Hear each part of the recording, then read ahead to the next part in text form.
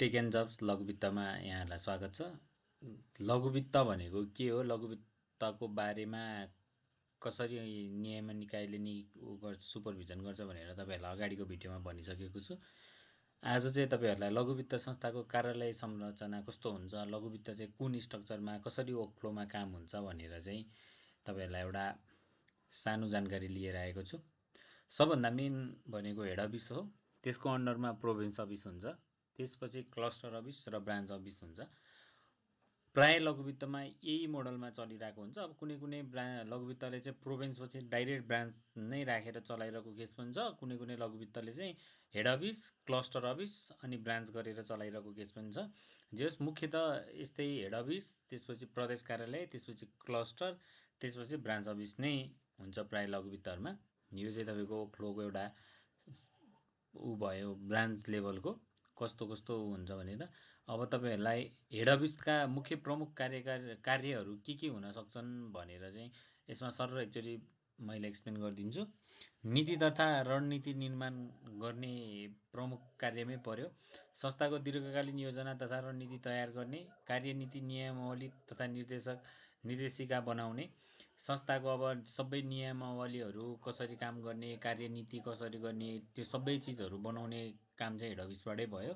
वित्तीय व्यवस्थापन, बजेट निर्माण तथा अनुमोदन, वित्तीय प्रतिवेदन तयार र विश्लेषण, तरलता र कोषको व्यवस्थापन, तपाईँको बजेट निर्माण, प्रत्येक वर्षको बजेट निर्माण गर्ने, वित्तीय प्रतिवेदन तयार गर्ने, कस्तो छ अवस्था भनेर विश्लेषण गर्ने, तपाईँको त्यस्तै तरलता तथा कोषको व्यवस्थापन, तपाईँको अब हामीसँग भएको पैसा चाहिँ कति छ, के छ, तपाईँको अरूबाट लिनुपर्ने छ कि अरूलाई तिर्नुपर्ने छ कि ब्रान्चको डिमान्ड कस्तो छ भनेर सबै कुराहरू गर्ने पनि वित्तीय व्यवस्थापन अन्तर्गत नै पर्यो।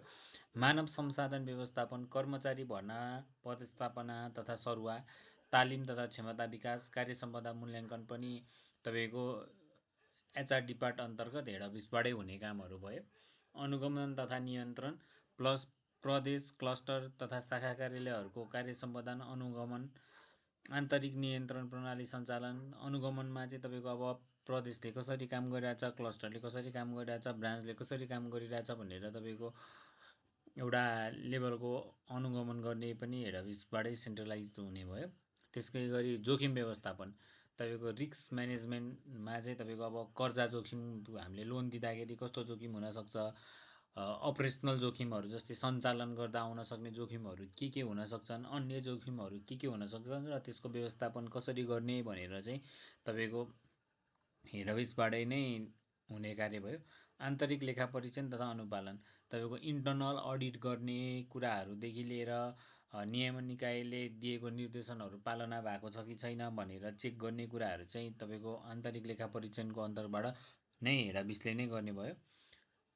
अझ हेड अफिसका अझ मुख्य कार्यहरूमा तपाईँको उत्पादन तथा सेवा विकास, नयाँ कर्जा तथा बचत कार्यक्रमहरू विकास गर्ने, ग्राहक केन्द्रित सेवा सुधार गर्ने, अब तपाईँको नयाँ लोनहरूको प्रोडक्टहरू बनाउने अथवा नयाँ सेभिङ प्रोडक्टहरू बनाउने अनि ग्राहकलाई चाहिँ उचित हुने गरेर चाहिँ सेवा सुधार गर्ने काम पनि हेड अफिसबाटै भयो। सूचना प्रविधि व्यवस्थापन, तपाईँको आइटी रिलेटेड सबै कामहरू नै हेड अफिसबाट हुने भए, जस्तै एमआइएस, सफ्टवेयर सञ्चालन तथा सुरक्षा, सिबिएस, एचआरएम, यताउता चलाउने चिजहरूको सबै कुराहरूको व्यवस्थापन आइटी रिलेटेड नि हेड अफिसबाटै सेन्ट्रलाइज व्यवस्थापन हुने भयो। संस्थागत सूचना प्रणाली व्यवस्थापन त्यसमै परिहाल्यो।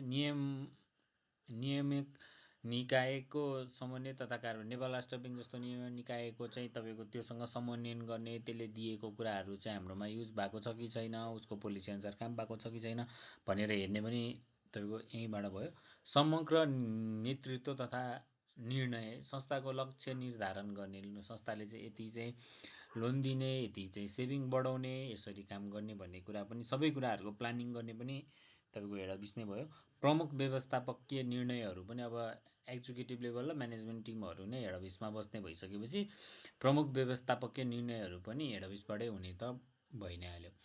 प्रोभिन्स अफिस र क्लस्टर अफिस भनेको चाहिँ अब तपाईँको यिनीहरूको रोलहरू त छ। अब तपाईँको जस्तै क्लस्टरले चाहिँ प्रोभिन्सले क्लस्टरलाई, क्लस्टरले ब्रान्चलाई हेर्ने, तर मेन भनेको चाहिँ प्रोभिन्स अफिस र क्लस्टरले हेड अफिस र ब्रान्च बिचको समन्वय गर्ने तथा शाखाहरूको दैनिक कार्य सम्पादन, अनुगमन र सहजीकरण गर्ने मध्यवर्ती कार्यालय हो। त्यो चाहिँ हेड अफिस र ब्रान्चको बिचमा मिडिएटरको रूपमा काम गर्ने अफिसको रूपमा बुझ्न सकिन्छ प्रोभिन्स अफिस र क्लस्टर अफिसलाई चाहिँ।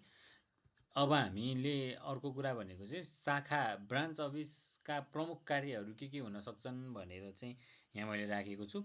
समूह गठन तथा सञ्चालन, सबभन्दा मेन कुरा भनेको त मेम्बर बनाएर समूह बनाउने। लघुवित्तहरू सेन्टर मोडलमै चल्छ।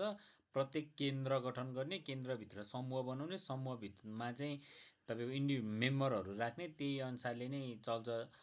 त्यही भएर मेन काम त समूह गठन तथा सञ्चालन नै भयो। ग्राहक समूह गठन गर्ने, नियमित समूह बैठक सञ्चालन गर्ने। तपाईँको केन्द्र बैठक चाहिँ प्रत्येक महिनामा गर्नु पर्यो नियमित रूपमा, त्यो नै शाखा कार्यालयको प्रमुख काम भयो। त्यसपछि त्यहाँबाट बचत केन्द्र मिटिङ भएपछि बचत सङ्कलन हुन्छ। ग्राहकबाट विभिन्न प्रकारका बचत सङ्कलन गर्ने, बचत खाता खोल्ने तथा सञ्चालन गर्ने, बचत सङ्कलन गर्ने पनि मेन कुरा भयो।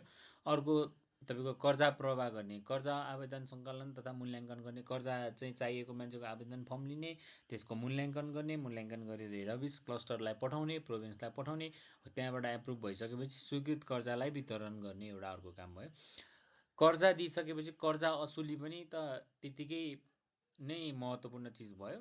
कर्जाको किस्ता तथा ब्याज असुली गर्ने, बक्यौता कर्जाको व्यवस्थापन गर्ने। कर्जा दिइसकेपछि हामीले कर्जाको चाहिँ नियमित रूपमा चाहिँ मासिक रूपमा छ भने मासिक रूपमा त्यसको सावरा ब्याज लिनु पर्यो, त्यसलाई चाहिँ गर्नु पर्यो। अब बाँकी रहेको पैसालाई पनि कसरी व्यवस्थापन गर्न सकिन्छ, कसरी एनपिएल घटाउन सकिन्छ भन्ने चिजहरू चाहिँ कर्जा असुलीमा पर्ने भए। ग्राहक सेवा अर्को कुरा, ग्राहकलाई आवश्यक वित्तीय सेवा तथा जानकारी प्रदान गर्ने, गुनासो तथा सुझाव व्यवस्थापन गर्ने। ग्राहकलाई आवश्यक वित्तीय सेवाहरू कस्तो छ, के छ, त्यहाँको अब आफूले ब्रान्च शाखा भएको ठाउँको के निड छ त्यो अनुसारको काम गर्ने, र ग्राहकको गुनासो केही छ भने पनि त्यो कुराहरू सुन्ने, र सुझाव केही दिनुहुन्छ यस्तो गर्न पाए हुन्थ्यो भन्ने पनि त्यो पनि अब उहाँ ब्रान्च लेभलबाट हुनसक्ने कुरा छ भने ब्रान्च लेभलबाट गर्ने, नसक्ने छ भने हेड अफिससँग समन्वयन गरेर गर्न सक्यो। त्यसै गरी अनुगमन तथा भ्रमण, कर्जाको सदुपयोग भए नभएको अनुगमन गर्ने। आफ्नोले दिएको, आफ्नो ब्रान्चबाट लगानी भएको कर्जा रकम चाहिँ भनेको चिजमा लगानी भएको छ कि छैन, त्यो मान्छेले त्यो लगानी गरेर केही चिजहरू ग्रो अप गर्न सकेको छ कि छैन भनेर चाहिँ नि तपाईँको त्यसको निगरानी गर्ने, अनुगमन गर्ने। ग्राहक तथा व्यावसायिक नियमित भ्रमण गर्ने, ग्राहकलाई भेट्ने, व्यवसाय उनीहरूको व्यवसायलाई ऋण दिएको छ भने व्यवसाय हेर्ने, त्यो गर्ने पनि प्रमुख कार्यहरूमै पर्यो।